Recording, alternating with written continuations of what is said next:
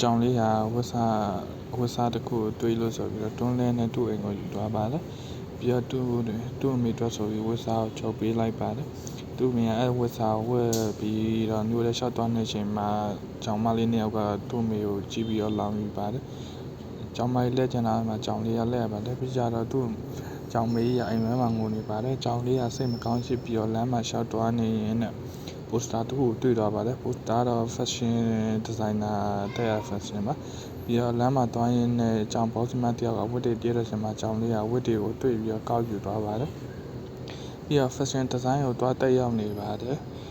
fashion design တက်ရောက်ပြီးညရောက်မှသူကအင်ကြီးလုပ်ဖို့ပုံနေဆွဲနေအိတ်ရော်သွားပါတယ်မနေ့ရောက်တော့သူ့အမေတို့ဆိုပြီးအင်ကြီးကိုချုပ်ပေးနေပါတယ်သူကိုယ်တိုင်ချုပ်လိုက်ရပါပြီးတော့သူ့မိအားအင်းကြီးကိုဝတ်ပြီးတော့ရှိုးပွဲကိုတက်ရှောင်နေပါတယ်သူ့လောင်ခဲ့တဲ့ကြောင်မလေးနှစ်ယောက်ကလည်းအောင်းနေပါတယ်ကြောင်ကလေးကအဲ့ဒါနဲ့ပထမဆုရရှိသွား